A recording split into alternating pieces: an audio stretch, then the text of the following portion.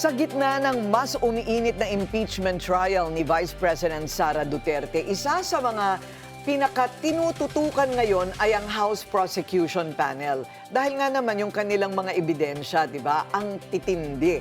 Kasabay ng presentasyon ng mga testigo at dokumento, tumitindi rin ang banggaan ng magkabilang panig sa usaping legal, ng accountability, command responsibility, at kung gaano kalakas ang record at testimonya sa pagbuo ng desisyon ng impeachment court. Samantala, nagkaroon din ng mga bagong development matapos pagtibayan ng Supreme Court ang papel ng Senado bilang impeachment court at tanggapin ng Senado ang judicial notice sa ilang records ng House hearings. Nang tanungin namin ang taong bayan kung sapat na ba talagang ebidensya laban kay VP Sara sa puntong ito para establisa ang betrayal of public trust. Ang sabi nila, wala silang mabigay na names talaga kung saan ginamit or receipts rather, as well as the names na binibigay nila ngayon. Talagang make-up names lang talaga siya. So I think right now, the 13th day of the trial, may betrayal talaga na nagaganap. Yung ebidensya kasi parang verbal lang, gawa-gawa lang, patong-patong. Sorry dapat, kung sino yung istigahan, yung dating speaker, yung dapat. Hindi yung ganun na si VP, naroon nila, inapi-api. Bago naman natin i-welcome ang ating first guest, tingnan muna natin ang mga viral moments ng mga nakaraang mga hearing sa Senado para naman malaman ang sabi niya. In regard to it being pro forma, yes. Counsel? If I may, that pro forma to me means copy-paste, Mr. Witness. Which I objected to. I hope you understand. Kala ko makakalusot. We will use their documents, Your Honor, because we are certain that their documents is the same as our documents. Let's use the defense documents, Your Honor. Huwag na tayong mag-compare. Thursday, Friday, manonood pa ako ng Odyssey. Unnecessary, hindi kailangan. Excessive, labis.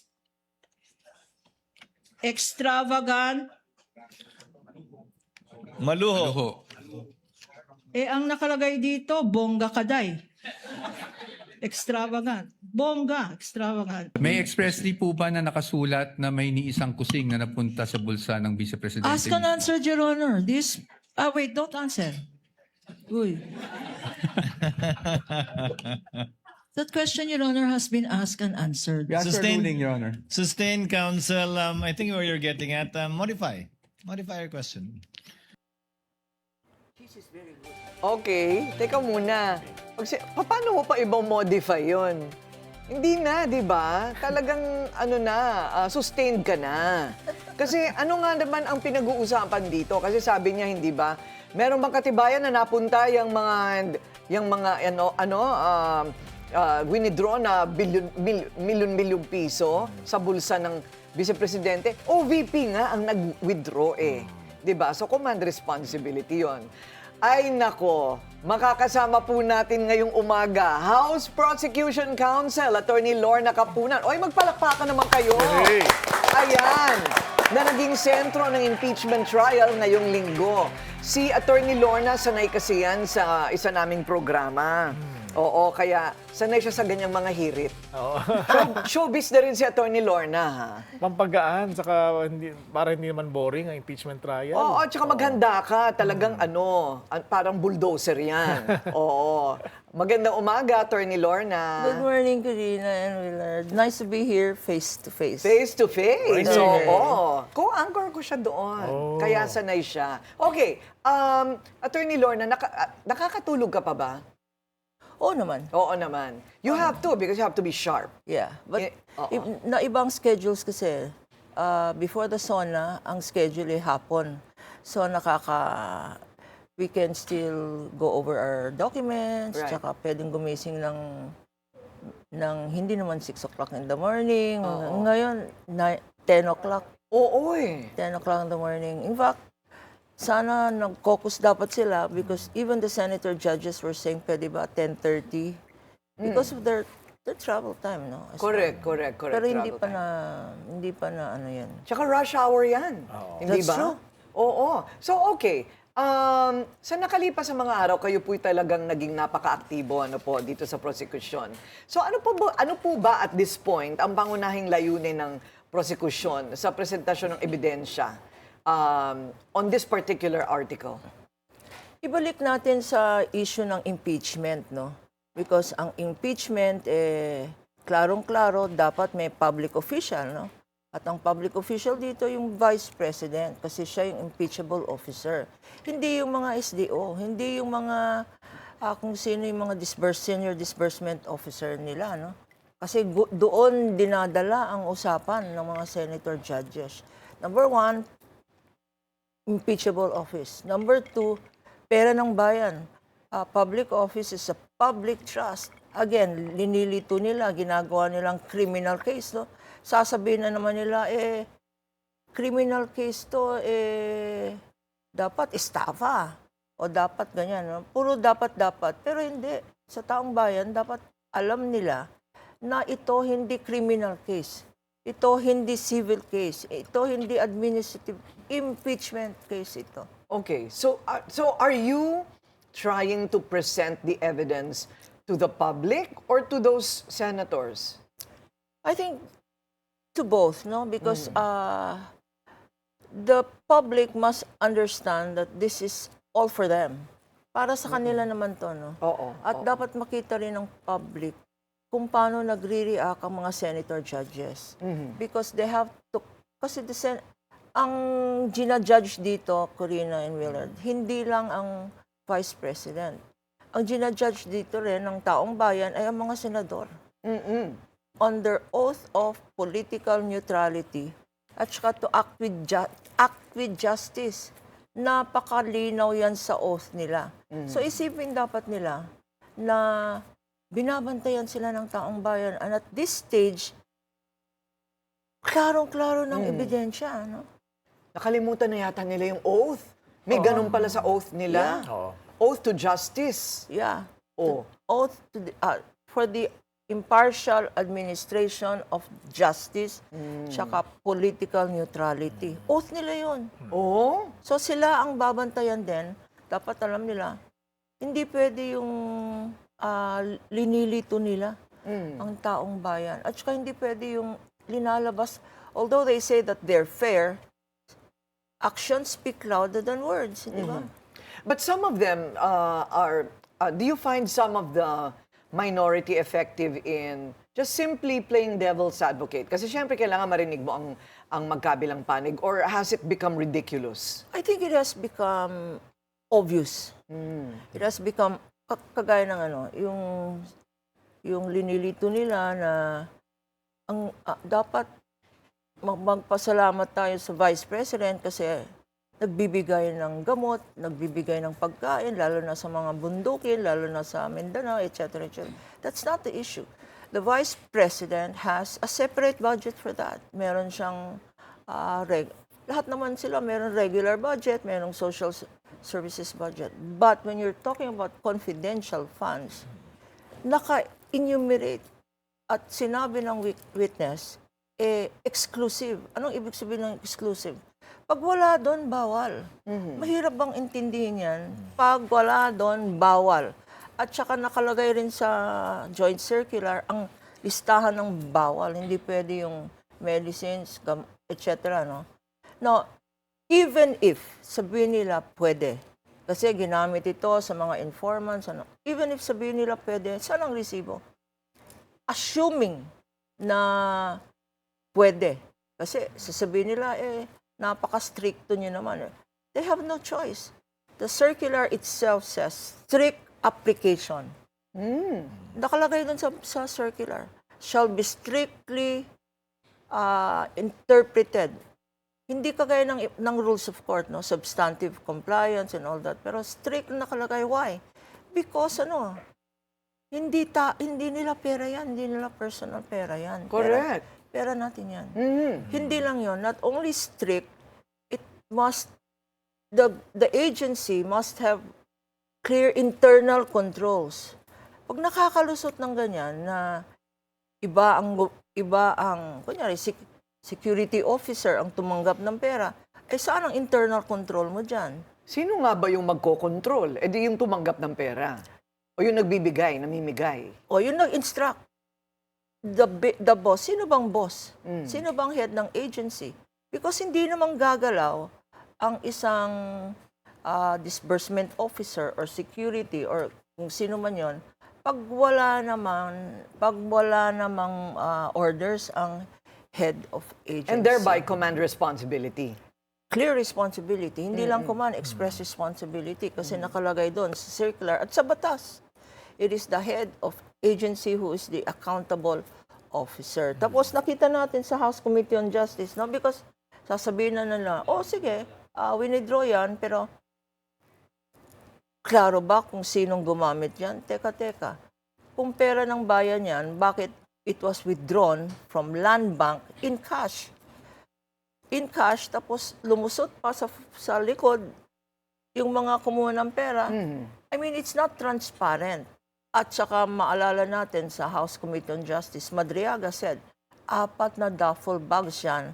At sa isang araw, dinistribute yan sa 4 na sites. If that is in accordance with the law and the circular, dapat meron specific persons. Tapos paano ka And for what purpose? And for what purpose? Bakit bibigay mo yung duffel bag sa isang nightclub dito sa Timog, malapit dito? Ganun po. Bakit ibibigay mo sa isang malapit sa office ng ombudsman? Bakit dadalhin mo sa isang mayor sa ganyan? Bakit dadalhin mo? That was very clear in the testimony in the House. So, klaro na sa tanong na hindi niyo naman mapapatunayan na ginamit niya ng OVP, no? Ng Office of the Vice President. Attorney Lorna, ipapatawag niyo pa ho ba sa Senate si Ramil Madriaga? It depends, no? Because bago kasi siya sa listahan namin, yung dapat i-testify niya, baka maging mutan academic. At saka we were reminded na to limit the number of witnesses, etc. It depends, no? Kasi kami mga under the control of the public prosecutors. Decision nila to. I see. Kung ako naman, hindi na rin. You know why? Ano siya, soft target Correct. si Madriaga So feeling ko lang, he may be the way by which the opposition lilituhin na naman ng tao. Yes. By attacking his background. Credibility. Oo. His credibility and his background. Credibility, because in the first place now, he's in jail. Di ba? Sasabihin nila ba, yan ba ang credible witness nyo?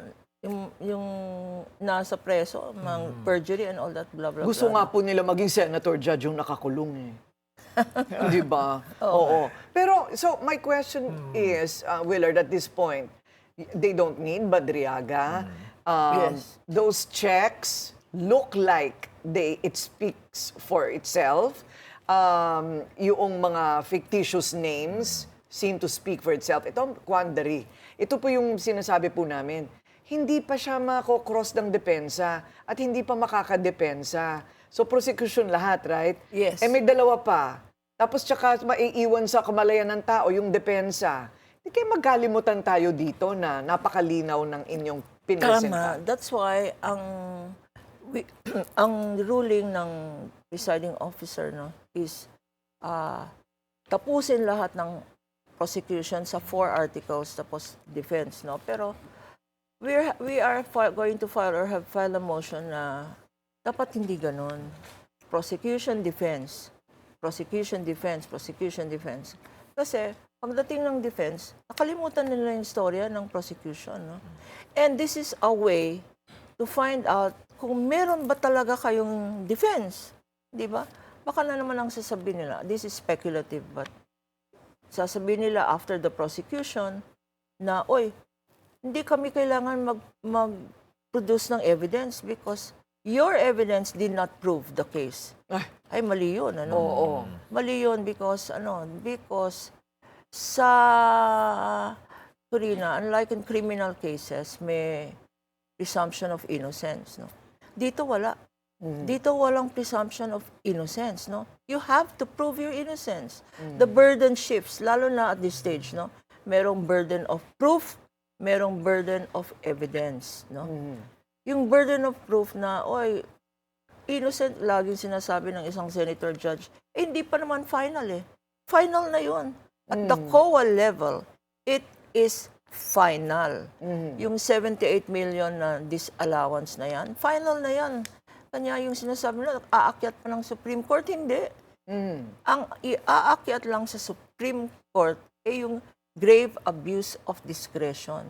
Pag inakyat po nila yan sa Korte Suprema, it will be thrown out?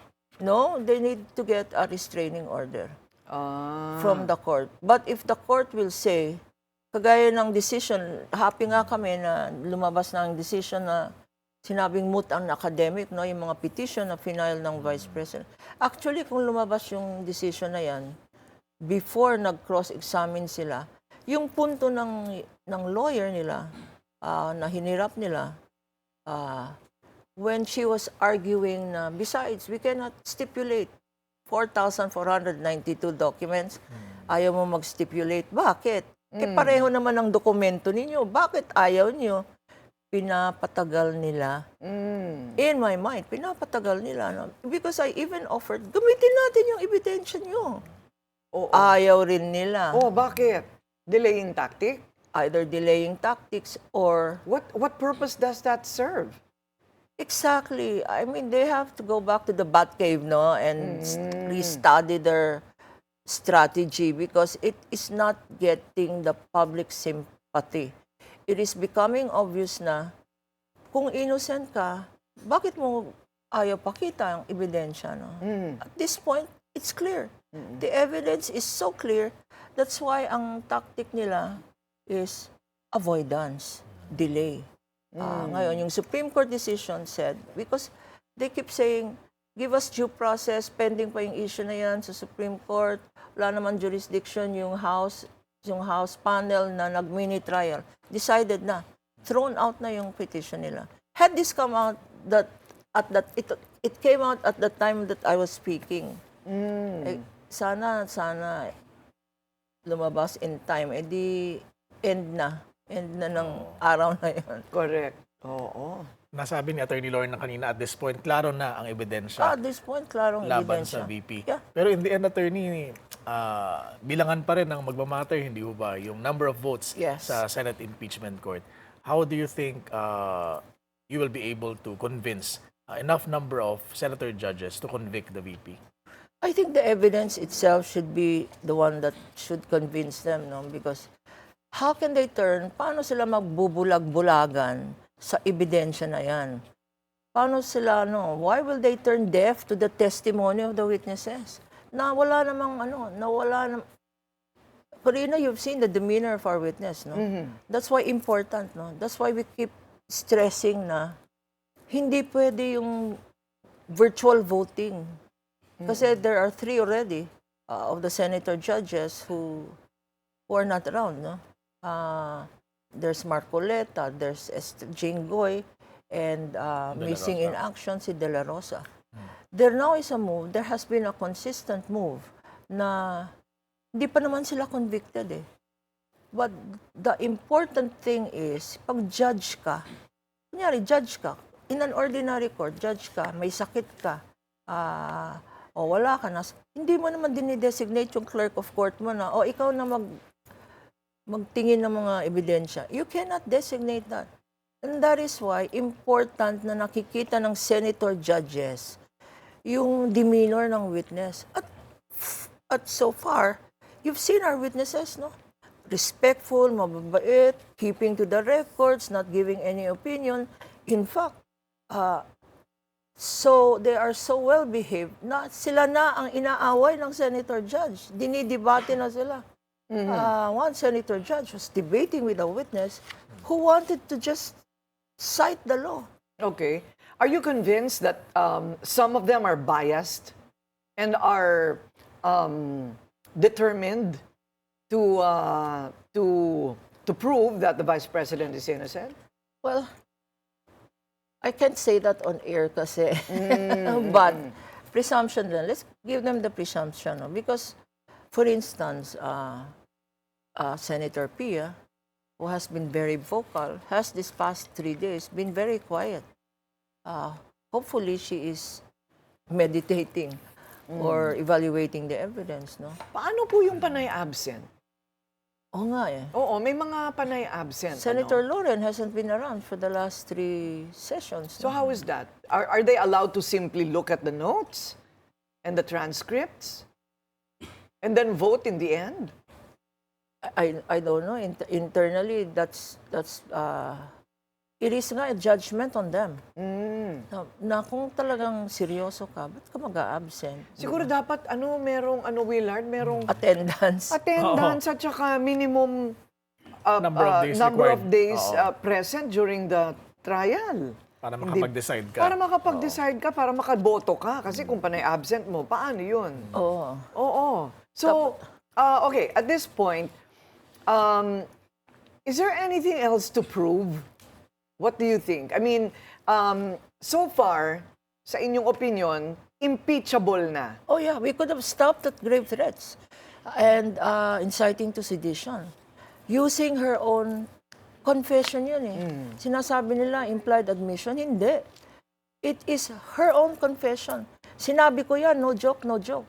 And that was not as if it was only one instance. She said it in several instances, di ba? That by itself, kung ako nga inend ko na yon. Already. At that point, pag nagbotohan yan, I would have been, I am certain, kung nagbotohan yan, klarong-klaro ang conviction just based on that article alone. Okay, teka muna ha, may tatanungin ba ako? Si Willard din yata. Okay, the confidential funds. Yung COA, parang hindi po ba, do you find that kulang ang ngipin ng COA? I mean, is that really all their job is? Na sabihin na, hindi sapat itong mga pinagbibigay ninyong liquidation, notice of disallowance. Tapos magdi-disburse pa rin ng confidential funds o ng budget dito sa ahensyang ito. So, ano sa palagay ninyo ang kulang? Ang kulang yung, kasi ang COA audit is a compliance audit. Ang kulang to me, ang kulang sa batas at sa COA guidelines is a fraud audit. Kasi there are 3 kinds. So may regular audit ng regular funds, no? Merong compliance audit, mga intelligence and confidential funds. Pero it stops there. Dapat, ituloy nyo na sa fraud audit. Kung ganyang kabaho naman ang ebidensya o ganyang ka-obvious ang evidence, ituloy mo na. Kagaya ng, si Kiatos. Saan ang address nito? Tignan nyo nga kung anong address dito. O tignan nyo nga sa Office of the Vice President kung saan dineliver yung pera. No? You have to follow the money trail. Hindi ba? Don't end with the records, follow the money trail. But, yun ang kulang sa batas. And that was what was pointed out by several senators. Ayun, It so is dapat not may a- separate division. Yes. Kagaya ng NBI. Remember when we presented the NBI, the first 2 witnesses, one was in cybercrime division. So, their task was electronic evidence. Yung provenance, saan galing yan, faithful reproduction ba yan, cybercrime division. Pagkatapos nun, binigay nila sa fraud investigation. That's why NBI director was presented. Because within their own NBI, may sarili-sarili, no? But it ends up with a full-blown investigation on the evaluation conducted by Cybercrime Division. That's why ang NBI is by itself a complete. Sila yung parang, tapos sasabihin nila, guilty to, bibigay na nila sa ombudsman. But you're correct in saying, dapat hindi lahat sa ombudsman. Ano? The government agencies must aid the ombudsman. Itong COA dapat gawin, i-pattern sa NBI. Alam mo, kawawa. If there are legislators listening here, si Wamil, nung tinanong, do you work as a team? No, isang tao lang. Yikes. Si Silene, isang tao lang. And then they're saying, 2023, 2024 yan eh. 2026 na ngayon, bakit wala kayong ginagawa? one person doing this. Ah. It is not a team. It is one person making the evaluation, studying. Ang hirap naman nun. You saw our boxes, 15 boxes. Ayun. More than oo. 5,000 documents, one person. Ay, nalaman nga namin, ang dami talagang may notice of disallowance. Oo. Ang marami pala sila, pero tuloy-tuloy pa rin ang pag-release ng budget. Correct. And they don't return the money, ha? They should. Oo, They should. yun. Oo. Kasi yung bago mag-disallowance, may notice of suspension. Anong Ayun. ibig sabihin nun? Ang notice of suspension, ang ibig sabihin nun, isususpend namin. Hindi ka pa nag-liquidate ng pera mo, hindi ka makakakuha pa ng susunod, no? Dapat sinusunod yan. Ayan. Ang mga nangyayari ngayon, hindi pa naliliquidate yung period na yon, binibigay pa rin yung cash advance, no? Correct. O mamaya tatanungin natin si dating COA Chief Attorney Heidi. Okay, malinaw na yan. Ngayon nalinawan po tayo sa isyong ito. Ano naman kaya ang komento ng mga manonood online? Sapat na ba ang ebidensya laban kay VP Sara para ma-establish ang betrayal of public trust? Ang sabi nila, Neri Luzol, during the 13-day hearing, nothing substantial yet. The prosecution failed to present a credible witness. Sabi naman ni Edwin Kunanan Balahadja, di lang sapat, sobra-sobra pa. Ayun. Marcy Tolentino, more than enough to convict her. Dapat noon pa siya na-impeach. Dennis Adolfo, nasa mga senador nakasalalay ang desisyon, kaya dito natin makikita kung sino-sinong senador ang may prinsipyo at may paninindigan na ipaglaban ng katotohanan o senador na pansariling ambisyon o pakanan lang ang mahalaga. Ronnie Darang, dito sa first article of impeachment, ang pinakamatibay ay ang graft and corruption at ang malversation of public funds. Ang betrayal of public trust naman, ang pinakamalakas ay doon sa fourth article of impeachment na grave threats. Ayan. Galing nun, ano? Oy, pinag-isipan nila talaga. Oo. Ang galing. Maraming salamat po. Hope to have you back. Thank ma'am. you so much. Okay. Hope to be back. We look forward to the next punchline. Ayan. Meron ako. Meron. Kagaya sa face-to-face. Ano? Lasunin silang lahat. Oh, no! Okay, she's joking. Just joking. Just joking. Mga grave Okay. threat, mga grave threat. Baka grave threats ang kaso sa akin. Oo nga.